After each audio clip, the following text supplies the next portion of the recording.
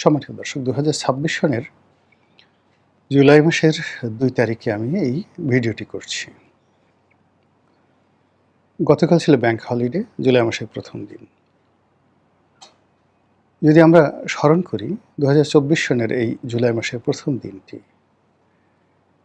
সারা বাংলাদেশ উত্তাল। কোনো কিছুই কারো নিয়ন্ত্রণে ছিল না। মানুষের মধ্যে বা মানুষের রক্তের মধ্যে একটি বিপ্লব, একটি আন্দোলন, একটি অভ্যুত্থানের যে বারুদ, এটি মিশে গিয়েছিল। যে রমণী কোনোদিন ঘর থেকে বের হয়নি, তিনিও এই সময়টাতে বের হয়ে গিয়েছিলেন। যে শিশু সারাদিন বসে শুধু কার্টুন দেখত, মিকি মাউস বা ধরুন টম অ্যান্ড জেরি, সেও জানালা দিয়ে উঁকি দিয়ে মিছিল দেখাকে মনে করত জীবনের সবচেয়ে বড় বিনোদন, প্রাপ্তি, আত্মতৃপ্তি। যে দুর্বল এবং ভীরু মানুষটি ঘর থেকে বের হতো, বাজারে যেত, মসজিদে যেত, আর মাথা নিচু করে ঘরে ঢুকত, সেও মসজিদ থেকে বের হয়ে বাজার থেকে আসার পথে দাঁড়িয়ে দাঁড়িয়ে ছাত্র জনতা যারা আন্দোলন করছে তাদের সেই দৃশ্য দেখত। জুলাইয়ের পরে কি হবে, শেখ হাসিনার পতনের পরে কি হবে, সারা বাংলাদেশ কোথায় কীভাবে যাবে, আমরা কেউ কল্পনা করিনি। আমরা শুধু চেয়েছি শেখ হাসিনার পতন হোক। ঠিক এরকম একটা প্রেক্ষাপটে জুলাই গেল, আগস্টের ৫ তারিখে আমরা একটা নতুন পরিবেশ পেলাম, নতুন পরিস্থিতি পেলাম। আমাদের অনেকের জন্য আনন্দ, কিন্তু বাংলাদেশের ৬ কোটি মানুষ যারা আওয়ামী লীগের সঙ্গে জড়িত ছিল সরাসরি, তাদের জীবনে রীতিমতো বীভৎস কালো রাত্রি চলে এলো। যেভাবে পাকিস্তান হানাদার বাহিনী ১৯৭১ সনের ২৫শে মার্চ তারিখে সমস্ত বাঙালির জীবনে এক দুর্বিষহ, ৭.৫ কোটি বাঙালির জীবনে এক দুর্বিষহ দুঃস্বপ্ন তৈরি করে ফেলেছিল, ঠিক একইভাবে জুলাই আন্দোলন পজিটিভ অর্থে সারা বাংলাদেশের মানুষকে যেভাবে মুক্তির স্বাদ দিয়েছে, একইভাবে আওয়ামী লীগ, যুবলীগ, ছাত্রলীগ থেকে শুরু করে আওয়ামী লীগের যে পরিজন যারা আছেন, যাদের সংখ্যা প্রায় ৬ কোটি, তাদের জীবনে রোজ কেয়ামত নেমে এসেছিল। ফলে কি হলো, যেটিকে তারা ৩৬শে জুলাই বলে, মানে ৩৬শে জুলাই মানে আগস্ট মাসের ৫ তারিখে যেদিন শেখ হাসিনা গেলেন, সেটিকে সবাই উদযাপন করেছে, সীমাহীন উদযাপন। মানে ৫ তারিখে ঢাকার যে উচ্ছ্বাস, আমি ১৯৭১ সন দেখিনি, কিন্তু আমি ৯০ দেখেছি, এরশাদের পতন দেখেছি। কিন্তু জুলাইতে শেখ হাসিনার পতনের পর যে পুরো ঢাকার শহর যে উন্মাদনা ছিল, যে আনন্দ ছিল, যে ফুর্তি ছিল, মনে হলো এত বড় চাঁদ আর মহাকাশে কখনো ওঠেনি, আর এত বড় আনন্দ, এত বড় ঈদ বাঙালির জীবনে আসেনি। কিন্তু এই ঘটনা ৪৮ ঘন্টার মধ্যে যখন মব তৈরি হলো, সারা বাংলাদেশ একটার পর একটা চাঞ্চল্যকর ঘটনা শুরু হয়ে গেল, এবং বিভিন্ন জায়গাতে গনিমতের মাল সংগ্রহ করার জন্য যেভাবে জুলুম অত্যাচার ছিল, মুহূর্তের মধ্যে যারা মানবতাবাদী, যাদের মনের মধ্যে একটু মানবতার জায়গা আছে, প্রায় সবাই হাহাকার করে উঠল যে এ কী হলো, এ কী হলো। তারপর ধীরে ধীরে শুরু হলো মব, গালাগালি, টিনের ছেলে কাউয়া, অমুক আমার, ১ ২ ৩ ৪।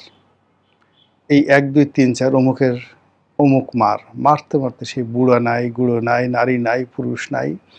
প্রথমে মুখে মারা শুরু করলো, আর এখন এই ২ বছরের মাথায় বলাৎকার, ধর্ষণ, এমন নির্মম অবস্থায় পৌঁছে গেছে যে মানে মাদ্রাসাগুলোতে রীতিমতো এখন কান্নার রোল পড়ে গেছে, সেটা নারীদের মাদ্রাসা হোক কিংবা পুরুষদের বা ছেলেদের মাদ্রাসা হোক। এরপর সামাজিক জীবন, রাজনৈতিক জীবন, অর্থনৈতিক জীবন, প্রায় সর্বত্রই যে হাহাকার তৈরি হয়েছে, সেই হাহাকার কারণে মাত্র ২ বছরের মাথায় যে বিশাল একটা স্বপ্নভঙ্গ, সেই স্বপ্নভঙ্গের কারণে জুলাইয়ের যারা পক্ষশক্তি ছিলেন তারা সবাই অবদমিত, অনেকে লজ্জিত, অনেকে পিছু হেঁটেছে, অনেকে মনের দুঃখে দেশ ছেড়ে চলে গেছে। অনেকে পরিবর্তিত পরিস্থিতিতে যে স্বপ্ন দেখেছিল, সেই স্বপ্ন বাস্তবায়িত না হওয়ার কারণে যা কিছু শেষ সম্বল ছিল, সেটাও শেষ হয়ে গেছে। আর জুলাই মাসে যাদের পতন হয়েছিল, জুলাই বিপ্লবে যাদের পতন হয়েছিল, ৩৬শে জুলাইতে যারা এই বাংলাদেশ থেকে চলে গিয়েছিল, তারা ধীরে ধীরে ধীরে ধীরে জনসম্মুখে চলে এসেছে। তারা মিছিল করছে প্রকাশ্যে, তারা বাংলাদেশে ঢুকে পড়ার হুমকি দিচ্ছে, ধামকি দিচ্ছে, এবং তাদের যে কোনো একটা প্ল্যান, একটা সাধারণ প্রোগ্রাম যে তারা ২৩শে জুন আওয়ামী লীগের প্রতিষ্ঠা বার্ষিকী পালিত হবে, এই প্রতিষ্ঠা বার্ষিকী মোকাবেলা করার জন্য সারা বাংলাদেশে সেনাবাহিনী ডিপ্লয় করতে হয়েছে। বোঝার চেষ্টা করুন যে জুলাই বিপ্লবের যাদেরকে পরাজিত শক্তি বলা হয়, তারা কি পরিমাণ সংগঠিত হয়েছে। এখন শেখ হাসিনার বক্তব্য যেভাবে গুরুত্বপূর্ণ, অন্য যে কোনো আওয়ামী লীগ নেতা দেশের ভিতর থেকে বলুক, বাইরে থেকে বলুক, একইভাবে সেটা গুরুত্বপূর্ণ। এবং একই সঙ্গে যা হচ্ছে বাংলাদেশে, এই বাংলায় যা কিছু হচ্ছে, তাতে করে সবার নাক, কান, ৫টি ইন্দ্রিয় তারা খোলা রেখেছে। আওয়ামী লীগ কী করে, আওয়ামী লীগ কখন আসবে, আওয়ামী লীগ আসলে কী করতে চায়। জুলাই মাসটা আমাদের দেশে প্রাকৃতিকভাবে অভিশপ্ত একটি মাস। এই মাস ব্যক্তির জীবনে, সমাজের জীবনে, রাষ্ট্রের জীবনে হাজার বছরের ইতিহাসে বহু বিপর্যয় ঘটিয়েছে। কখনো প্রাকৃতিক বিপর্যয়, কখনো রাজনৈতিক বিপর্যয়, কখনো অর্থনৈতিক বিপর্যয়, কিংবা কখনো মানুষের যে পারস্পরিক দ্বন্দ্ব, সংঘাত, হানাহানি, মারামারি, একই জাস্ট কোনো কারণ নেই। এই জুলাই মাসে বাংলাদেশে বহু ঘটনা ঘটেছে। আগস্ট মাসে এটা ধারাবাহিক থাকে, কিন্তু আগস্ট মাসে জুলাইয়ের যে উত্তেজনা, সেই উত্তেজনার যে চূড়ান্ত যে রূপ, এটি আমরা আগস্ট মাসে দেখতে পাই। আমাদের যে রাজনৈতিক দলগুলো রয়েছে, সেই রাজনৈতিক দলগুলোর জন্য আগস্ট মাস অভিশপ্ত। আওয়ামী লীগের 15ই আগস্টে বঙ্গবন্ধুকে হারিয়েছে। 21শে আগস্টের গ্রেনেড হামলায় আওয়ামী লীগের যে ক্ষতি হয়েছে, দেশের রাজনীতির যে ভিত্তিগুলো, মৌল ভিত্তিগুলো নষ্ট হয়ে গেছে, এবং শেখ হাসিনা যেভাবে মানে এর দ্বারা তাকে পৃথিবী থেকে সরিয়ে দেওয়ার যে চক্রান্ত করা হয়েছিল কিয়ামত পর্যন্ত, শেখ হাসিনার বংশধর, তার শুভানুধ্যায়ী কেউ 21শে আগস্টের গ্রেনেড হামলাকে ভুলতে পারবে না। যারা এই হামলা করেছে তাদেরকে স্বয়ং আল্লাহও যদি বলেন, আওয়ামী লীগের লোকজন ক্ষমা করবে না। আওয়ামী লীগ কিয়ামত পর্যন্ত খুঁজতে থাকবে কে 21শে আগস্টের গ্রেনেড হামলা চালিয়েছে, তাকে ধরো, তাকে মারো, প্রতিশোধ নাও। এরকম একটা অবস্থা, জিঘাংসা তৈরি হয়ে গেছে আগস্ট মাসের 17 তারিখে। এই আগস্ট মাসের 21 তারিখে আওয়ামী লীগের জন্য, আবার এই আগস্ট মাসের 17 তারিখে 2005 সনে, পরপর 2004 সনে হলো 21শে আগস্টের গ্রেনেড হামলা, আর 2005 সনে 17ই আগস্ট সারা বাংলাদেশে একযোগে একই সঙ্গে জঙ্গিরা সমস্ত কোর্ট কাছারিগুলোতে, প্রত্যেকটা জেলার শহরের ডিস্ট্রিক্ট জজ আদালতে তারা বোমা হামলা চালালো, এবং সেই বোমা হামলায় একজন জজ মারা গেলেন। বহু ক্ষয়ক্ষতি হলো সারা পৃথিবীতে।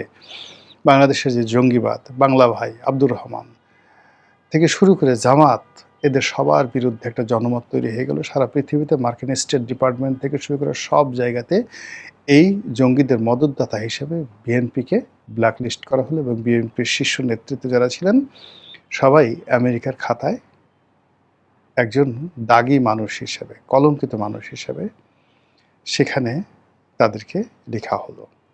এই গেল সেই অবস্থা। তো সেই যে ধারাবাহিকতা, সেই ধারাবাহিকতা বছর গেলে, যখনই জুলাই আসে, যখনই আগস্ট আসে, সেই গত 17 বছর কিন্তু আওয়ামী লীগ কেঁদেছে। আর সেই কান্নাটি আবার 2024 সালের আগস্ট মাসের 5 তারিখে তাদেরকে একেবারে মাটির সঙ্গে মিশিয়ে দিয়েছে। এখন প্রশ্ন হলো যে এত বড় একটা বিপ্লব, এত বড় একটা অন্যায়, এত সুদীর্ঘকালের শাসন, যেটিকে এখন ফ্যাসিবাদী শাসন বলা হচ্ছে, এরপরে আওয়ামী লীগের তো অস্তিত্ব থাকার কথা নয়, আওয়ামী লীগের নাম নেওয়ার মতো কিন্তু মানুষ বাংলাদেশে থাকার কথা নয়, কিন্তু কেন আবার আওয়ামী লীগ তার স্বরূপে ফিরে আসার চেষ্টা করছে? কেন আওয়ামী লীগ ভয় দেখাচ্ছে? কেন আওয়ামী লীগকে আমরা ভয় পাচ্ছি? কেন আওয়ামী লীগ নিয়ে আলোচনা করছি? কেন কেন কেন? পাগলের মতো শুধু এই প্রশ্নগুলো। তা আমাদের যেভাবে প্রশ্ন আছে, দ্বিতীয় যে স্তর সেটি হলো আওয়ামী লীগ কি এই জুলাই আগস্ট মাসে বসে থাকবে? হয়তো বসে থাকবে, হয়তো নাকে তেল দিয়ে ঘুমাবে, হয়তো যে যার অবস্থানে থেকে পোলাও কুরমা কালিয়া কোপ্তা খাবে, কেউ হয়তো আহাজারি করবে, ডাজ নট ম্যাটার, আমরা কিচ্ছু জানি। কিন্তু আমাদের আতঙ্ক যে সুসংগঠিত আওয়ামী লীগ তার রাজনৈতিক ক্ষমতা, তার শক্তি, তার অর্থ, তার বিত্ত এবং সর্বোপরি ভারতের ইসরায়েলের মোসাদ, সিআইএ এবং তাদের অন্য যে সকল সাহায্যকারী শক্তি রয়েছে, অক্সিলারি ফোর্স রয়েছে, তাদের মাধ্যমে বাংলাদেশে নাশকতা চালানোর চেষ্টা করবে, সরকারকে ভয় দেখানোর চেষ্টা করবে, আওয়ামী লীগের আধিপত্য বিস্তার করার চেষ্টা করবে এবং যে কোনো একটা কর্ম ঘটিয়ে তারা সরকারকে বিশ্ববাসীর কাছে বিব্রত করবে। এখন বাংলাদেশে যা কিছু হচ্ছে নেতিবাচক, প্রায় সব কিছুর জন্যই সকল পক্ষ আওয়ামী লীগকে দায়ী করছে।